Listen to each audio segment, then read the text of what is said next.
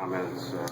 I know that the council's been in session this morning, and I did not want to talk about the current situation while council was in session. I think all of you know by now that I have a love and a passion for the children of the city of Philadelphia, and certainly their future and their educational opportunities. It's something that I've been focused on all of my, certainly all of my public life, I think all of my life, and it's something I've really concentrated on during my time as a member of City Council. You'll recall at the first inauguration and the second, for that matter, I emphasized the importance of education here in the city of Philadelphia. We continue to be challenged with two major issues here. Fixing a decades and decades and decades long broken property assessment system, which I think pretty much everyone in the building agrees, and certainly property owners and homeowners and others all across the city agree. The time has certainly come to fix this system, and we're certainly pretty much on our way to doing that. At the same time, we have our schools, our children, and their teachers desperately need our help and support as well. Kids just got out of school last Thursday. Some will be in summer school, and not the same level of summer school even that we had last year because of financial challenges. Schools, of course, anticipated to reopen in September. We need to make sure that our young people have as many of the resources that we can provide as possible. That is our responsibility as adults, as citizens, as taxpayers, and certainly as elected officials. And so I'm hopeful through the course of this day, working in partnership with the council president, many members of City Council, many members of the General Assembly, because of the interaction between and among the city and the state regarding certain pieces of legislation. I'm certainly hopeful that we are able to accomplish these two very important goals that are in a way tied together, but certainly have their own unique elements and components. This is a critical time here in the city of Philadelphia, a time that cries out for more support for our young people. I have the occasion, you know I do, to go to a lot of schools during the course of the school year, and even visit some that have programs and activities during the summer. The great thing about kids is that they are innocent. They are full of life and they're full of energy. They mostly enjoy going to school. They love their teachers. They like learning. You can see the little light bulbs sometimes just go off when they're in their classes. This is a moment where we need to think about how we can best support them. Yes, there have been challenges from the past. Yes, there are challenges going on presently. But again, as adults and as leaders and as elected officials, the citizens of this city, I know, want high-quality education and a system of great schools all across the city of Philadelphia.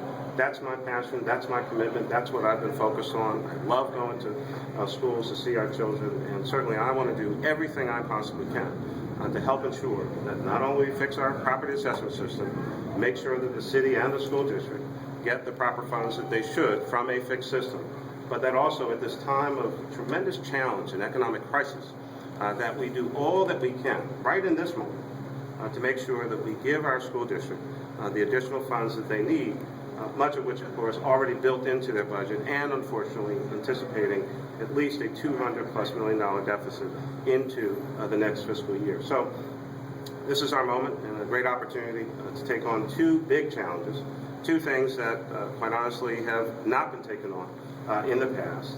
And I commend, certainly, City Council for working on property assessment and trying to fix this system.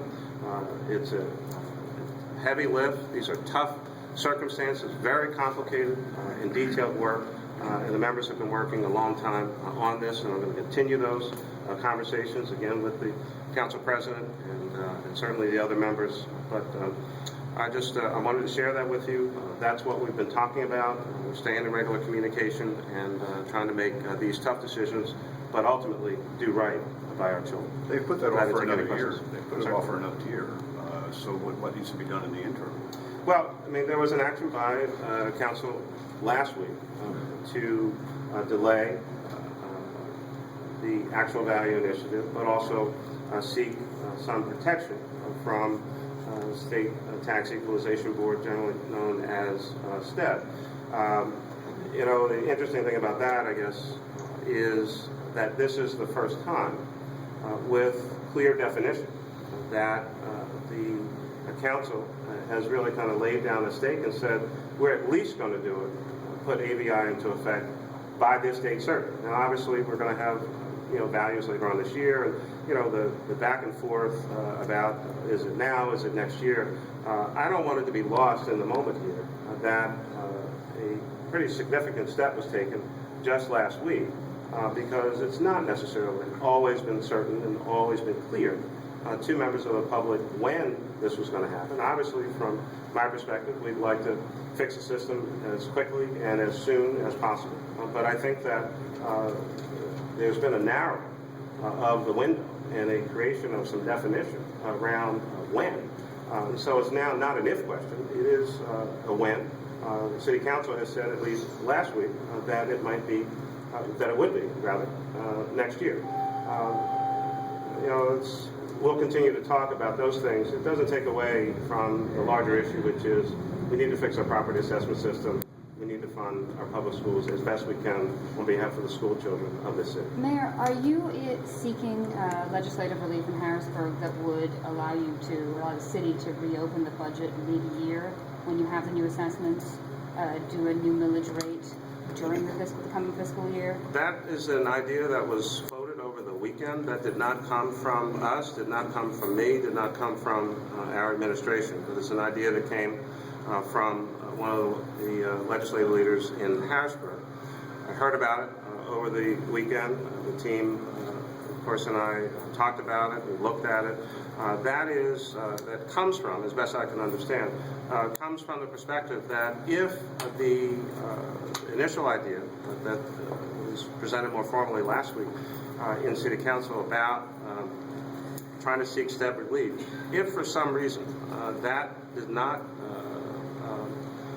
was not successful against a legal challenge, that the kind of measure you're talking about, Catherine, would be more of a backup to protect the city in a circumstance that if the STEB relief effort were somehow ruled either legal nullity or ruled unconstitutional, you always in these circumstances have to have a backup plan, and it's something that we talked about because it was presented to us. Are you advocating for it, and have you had any assurances in Harrisburg that this could happen?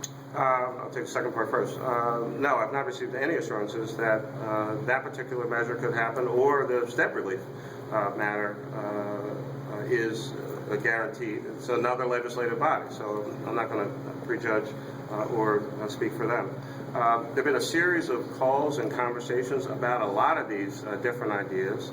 I am in support of certainly the STEB relief proposal, but I think that we would protect ourselves and be wise to have additional backup plans similar to what you mentioned in terms of being able to have a reassessment system and plan put into place after the fiscal year, which would also address one of the very legitimate concerns that has been raised by City Council, which is by that time, soon to be in a couple months, we'll actually have all of the values, all of the numbers. We'll know the total citywide value of properties, whatever the billions it may be, as well as individual properties. I believe there are parcels, 579,000.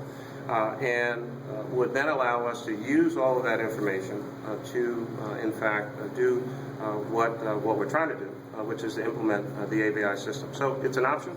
It's something that was presented to us. It's a topic of discussion, but there are a lot of discussions going on about these different ideas. Mayor, yes, 40 is not 94, obviously, but it is 40 on top of monies that the council has previously agreed to in the past years.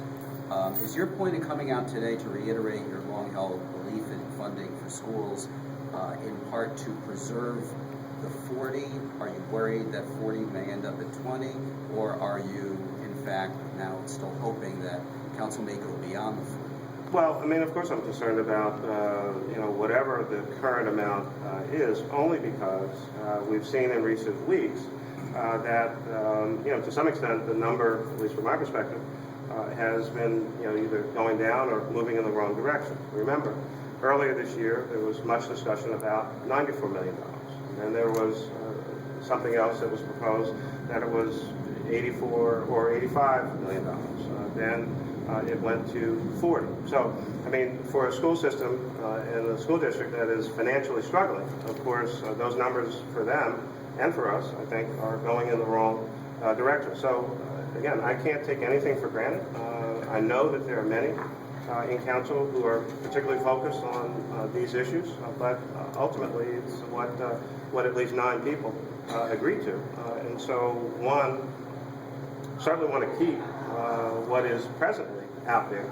But, I mean, I think you probably know what I'm going to say next, which is, of course, I would like to see more because the district desperately needs those dollars. This is about children. This is about quality education. This is about early education programs and a variety of things. The district has made a tremendous number of cuts. Whatever does not come out of this process, whatever the difference is between at least what was built in to their budget at $94 million from a number of months ago, whatever the differential is between that and whatever the actual number ends up being, that amount gets added to the $218 million, and unfortunately, I can only imagine will result in more cuts in a school system that has suffered hundreds of millions of dollars in cuts already, and it will negatively impact the quality of education for children here in Philadelphia. And I can't imagine that anyone wants to do that. Council's looking today at raising the real estate taxes by 9%, the use and occupancy tax by 3%. How far can you bleed the taxpayers of Philadelphia without everybody in this building heading to Harrisburg demanding they step up to the plate here? Well, I mean, speak for myself, that your question supposes that some of those requests have not been made. I mean, you've been hearing me talk about it. I talked about it in my budget speech. I think my budget speech was maybe the week after Governor Corbett's speech. So I've been talking about the need for the state to provide additional support. The battles that we had last year in this regard as well. At the same time, when all is said and done, these children are here on the ground with us. And so as the city leaders, we have to still try to do all that we can to support them in their young lives as they seek to move to become adult and productive citizens and still press Harrisburg. But we work in this building, and I'm trying to do what I can, and members of City Council are trying to do what they can in this building. We value education. If you want a high-quality education for our children, we have to pay for it. And yes, I certainly would like the state to be a larger contributor. I don't necessarily know that that's going to happen in the course of the next, 2.5 weeks or so. So I want to stay focused on at least what we can do here at the local level, and that's where my efforts have been. Well, how far can you tax the taxpayers without